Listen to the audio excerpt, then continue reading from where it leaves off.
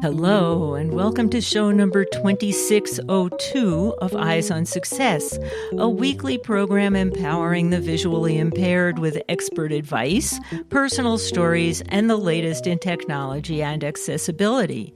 I'm Nancy Torpey. And I'm Pete Torpey. Hi, I'm Glen Gordon. What I do is different now than it was for the preceding 32 years, because starting back in 1994, I was one of the first two developers working on JAWS for Windows, and I've just loved working on that software.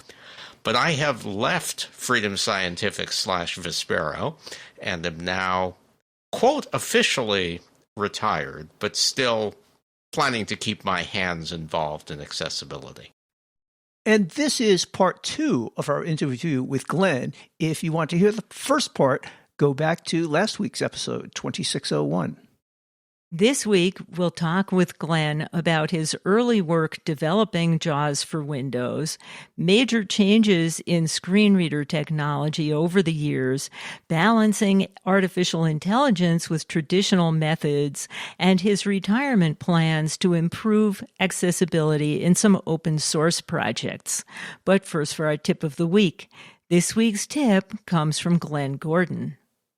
If something feels overwhelming, if you procrastinate, it's only going to feel more overwhelming tomorrow, which means that whenever possible, if it feels overwhelming, tell yourself that you're going to take this one small baby step, which is not going to get you there, but all you're committing to is taking that baby step today.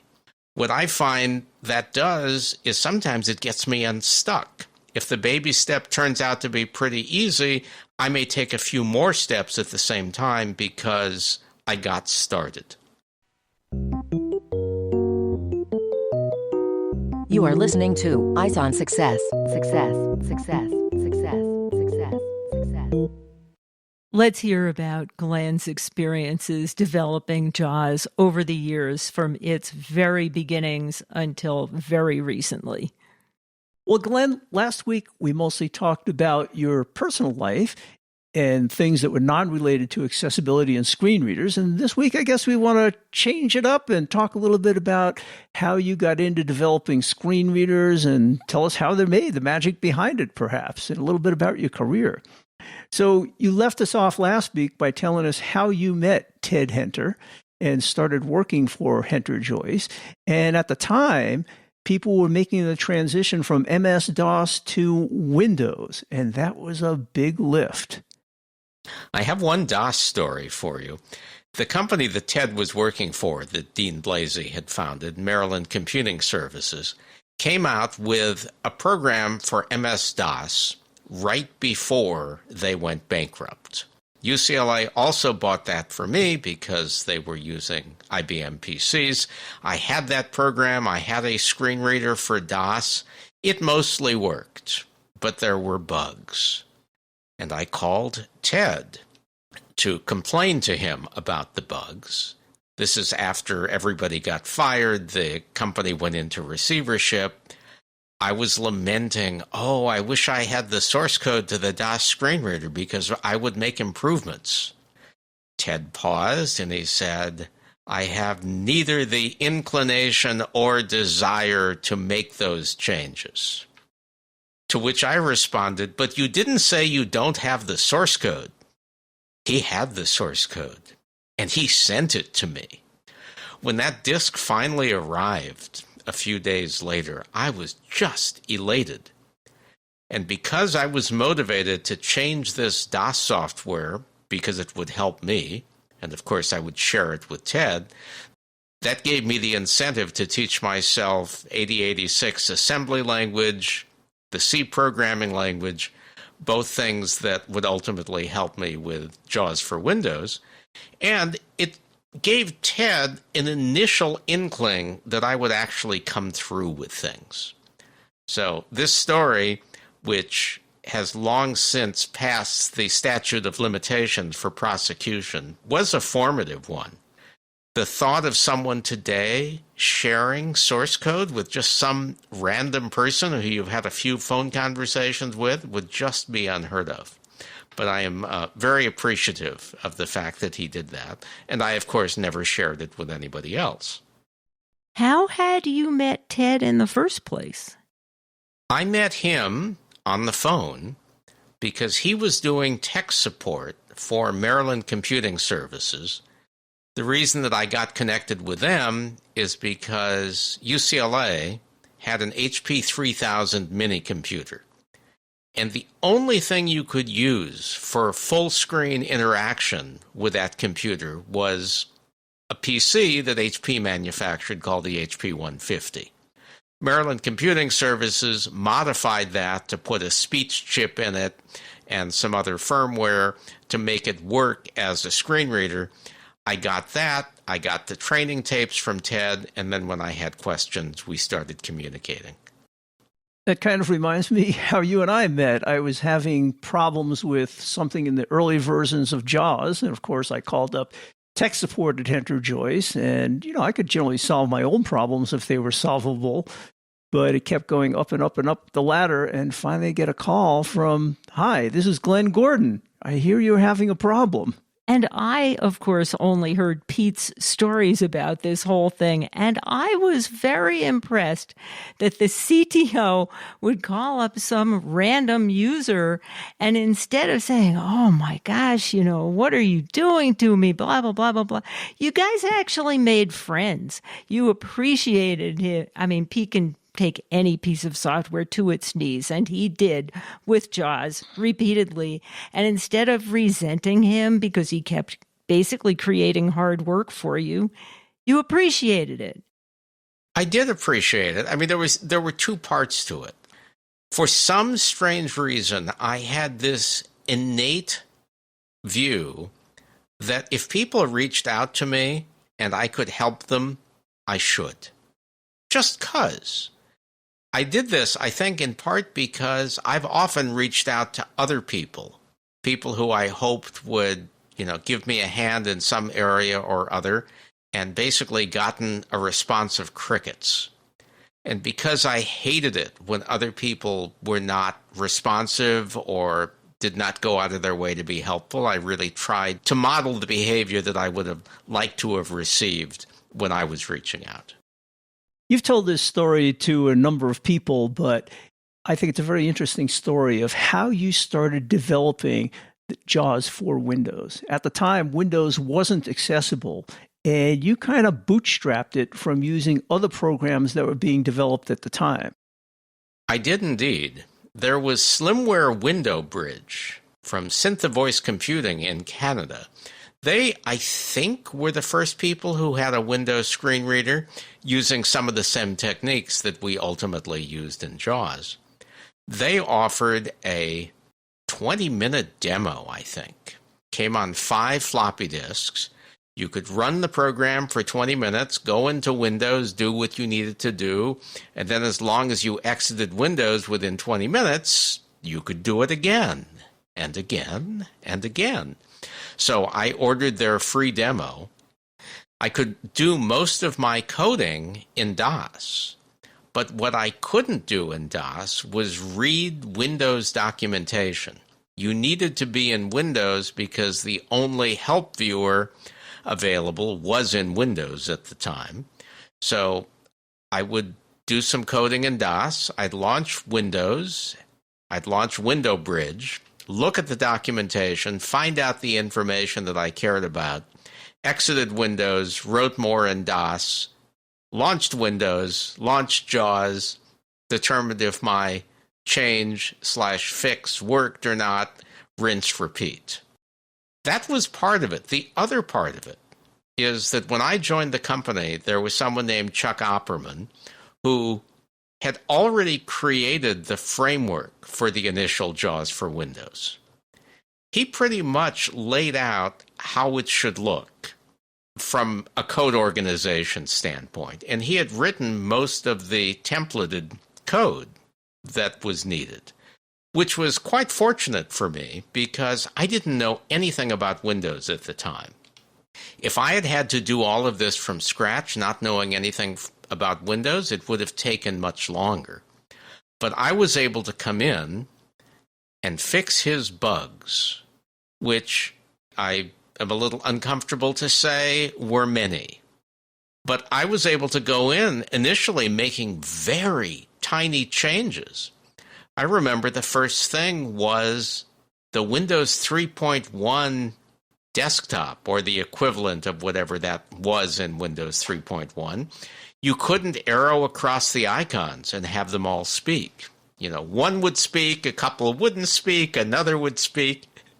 The first thing I did was try to get the icons to speak, which I ultimately did. That gave me confidence to move on to other things and gradually learn more about the underpinnings so that I wasn't just fixing bugs, I was understanding a little bit more about how the code fit together. When I was working at Xerox, they were making the transition from MS-DOS to Windows, and I must have tried 4 or 5 different screen readers for Windows at the time. And they were all kind of ratty, half-worked, maybe a little bit, but not really usable in a work environment. And I was just about to give up when I came to JAWS, and it just worked. And it turns out the reason was the main developer was blind. Well, duh, that's why it worked. It had to work for a blind person. Oh, and the main tester was blind. That was Ted. Good point. Yeah, he would find stuff. Stuff that seemed intuitive to me was not intuitive to him, or vice versa. And the other thing that comes to mind is when I think about how you learn to program in Windows and program in general, you are essentially self-taught. I've tried to hire a number of programmers over the years, and I've always found that the best programmers were the people who not necessarily learned their coding skills in school, but learned it through hard knocks, reading documentation, trying things out, breaking things, and trying again if it didn't work. I agree with you with some caveats. Self-taught programmers, in my mind, fall into 2 camps. There are those who decide, I'm just going to get this done. I'm going to turn all the knobs, I'm going to make changes, and I'll stop when things work, even though I don't fully understand how they work. Those people also tend to not care about writing elegant code. So you write code that works, but it may not be maintainable, it may not be understandable by other people. Then there are programmers who really care about it as a craft. They may get it wrong the first time, I certainly did, often the second time, but over time you go back in and you rework and you refactor, you make it more modularized, so not everything is in one long chunk of code, but you have it broken up into small parts. You make it more maintainable and you make it usable by other people. If someone doesn't have that second set of attributes, they're horrible for the company and for the quality of the code long time, because they don't care about really making sure that it's maintainable. There's a lot to be said for well-structured code, particularly for large coding projects or working with teams of developers. So it must have been interesting putting JAWS together from the very beginning and watching it grow. Screen reader technology has changed a lot over the years, I'm willing to guess. Can you talk about some of the major changes that you had to make in the underpinnings of JAWS to make all this work? I think probably the first really big change was how we worked on the web. Initially, the way we worked on the web was you would open up a web page, the page would read from top to bottom, you could review it with the JAWS cursor, and you could also tab between links. As you hit a new link, the text of that link would read. But there was no concept of the virtual buffer. We weren't first to make that happen. But from the JAWS architecture standpoint, everything prior to that was line and column oriented because we were dealing with information on the screen. But when you were dealing with the virtual buffer, you were really talking about offsets from the beginning of the page. That was actually about 6 years in. But that was one of the fundamental changes that got made. The other one that probably is more significant is that although early on, Microsoft really didn't offer us any help in terms of accessibility, by the late 90s, they had developed something called MSAA, which for the first time allowed us to ask applications for information about the name of the current button, or whether or not a checkbox was checked, and so on and so forth, things that we previously had to gather in other ways. So beginning to incorporate that technology and seeing it blossom with a couple of other ones over the years, iAccessible 2, which got introduced, I think, through the Linux Foundation, and then UI Automation, which is Microsoft's current framework for making things accessible. Getting that to work with JAWS was certainly an improvement to the kinds of things that people could interact with and the kinds of information that you would get. Because if something is a graphic, you don't really want every person to need to label the graphic. You want the application to be able to say, oh, you're positioned on this graphic, but to a blind person, this graphic isn't a graphic, it's the settings button, or something similar. So considering how screen readers have changed over the years and the new technologies that are being introduced under the hood into Windows, what are the biggest challenges facing screen readers these days? I say this as myself. I don't represent anybody anymore. I think the challenge is finding the balance between when you use AI and when you use traditional screen reading. Because the gut level reaction of people who aren't screen reader users is everybody wants a voice-only interface. So make everything voice-only. Take away the need for people to learn any screen reading commands. Just talk to your computer.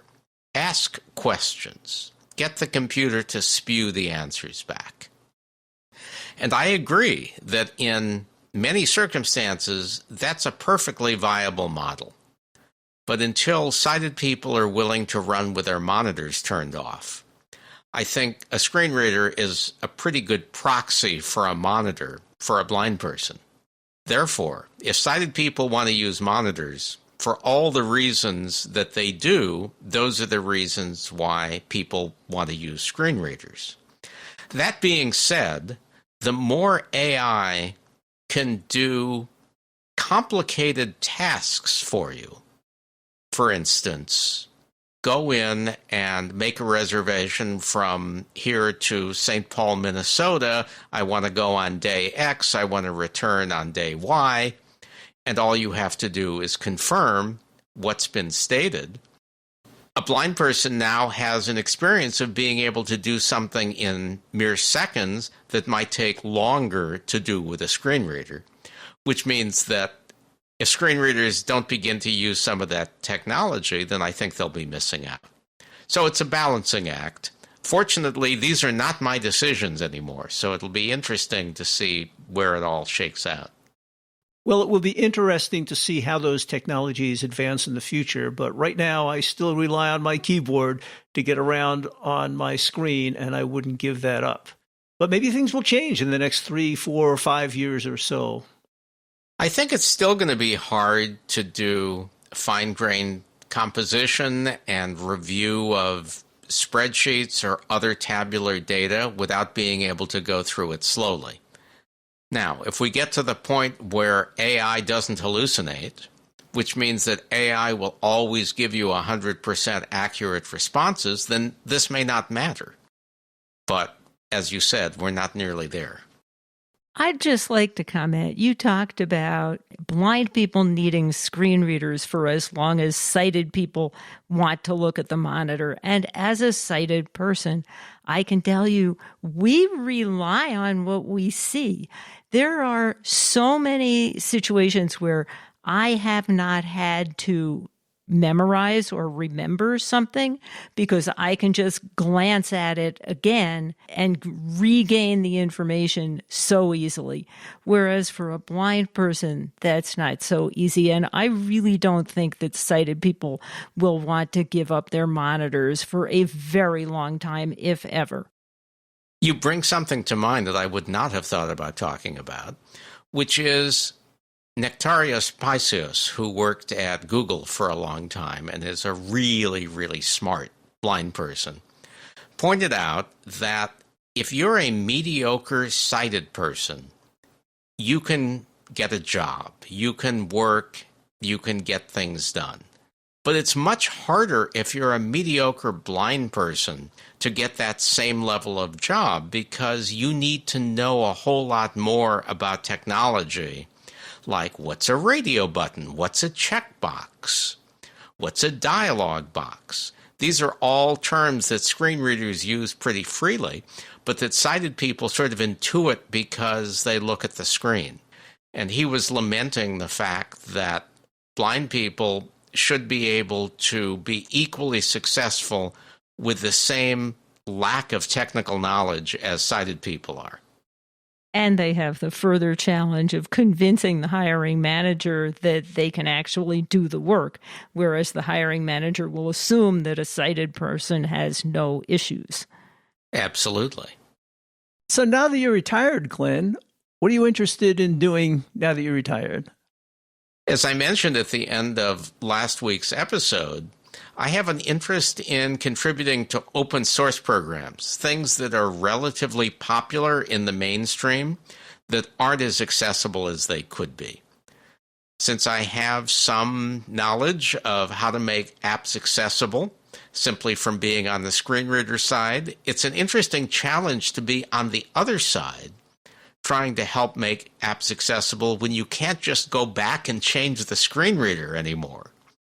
I've already found a couple of situations where I said, JAWS should do this better. But of course, I don't have access to that code anymore. So I have to approach things from the other side, except the degree that people who I still know at the company will do some of my bidding if I don't come knock on the door too often.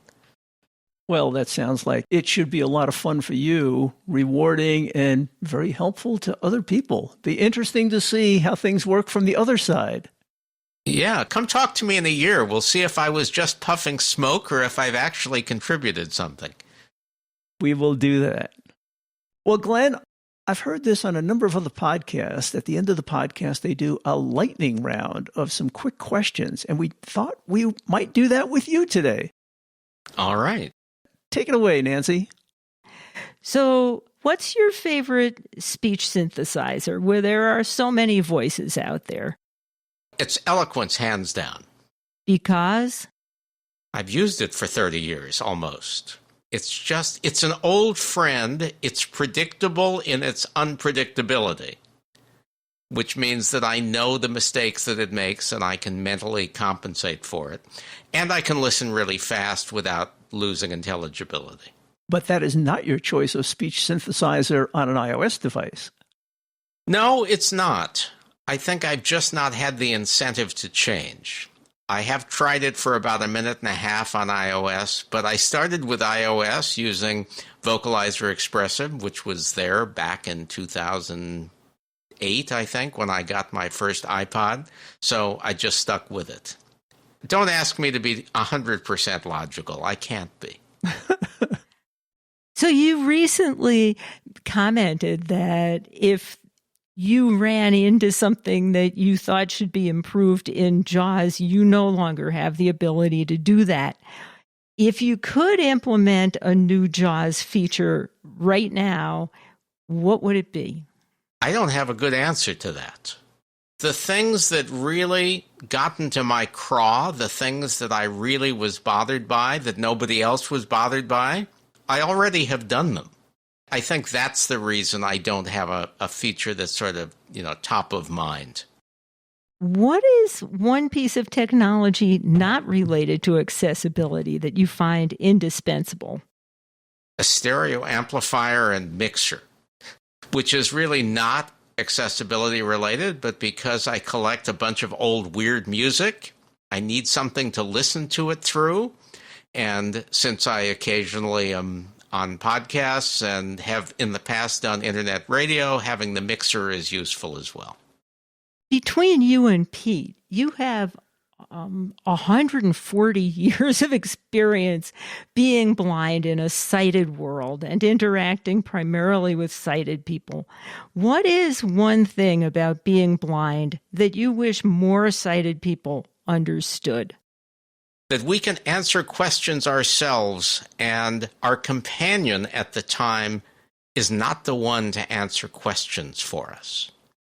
Now, companions can still redirect them to me, but still, it just irks me.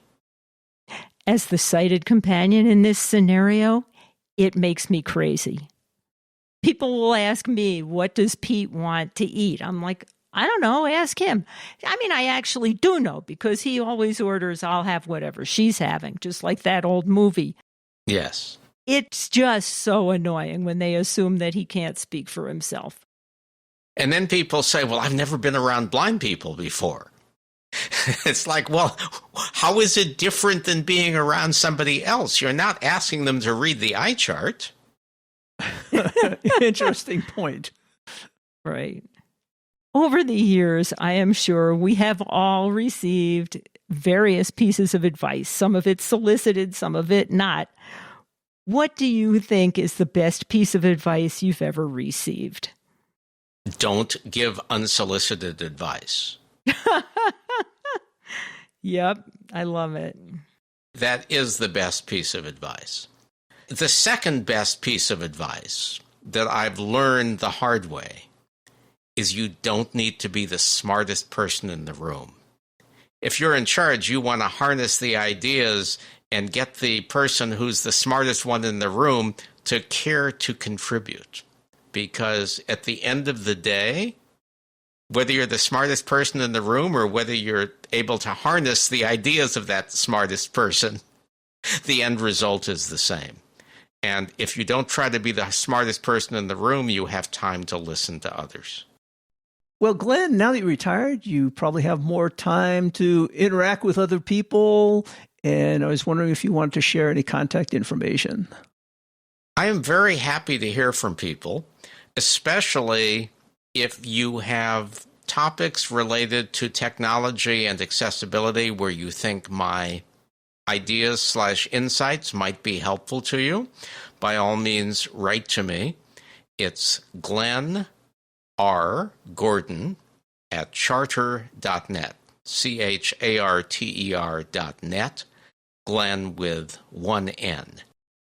And in the show notes for this episode, which is episode 2602, we'll have links to previous episodes in which we interviewed Glenn, as well as a couple of episodes in which he interviewed us. That's it for this week's show. Next week on Eyes on Success, we'll be talking about accessible 3D printing for fun and useful projects. We'll talk with Judy Dixon about her recently published book on 3D printing for blind users, in which she explains how tools like OpenSCAD, makerspaces, and affordable printers enable creating tactile maps, braille covers, and practical everyday objects. You've been listening to Eyes on Success, available wherever you get your podcasts. For show notes, resources, and more information, visit our website at eyesonsuccess.net. Thank you for being part of our community. Until next time, I'm Peter Torpey. And I'm Nancy Goodman Torpey. Thank you for listening.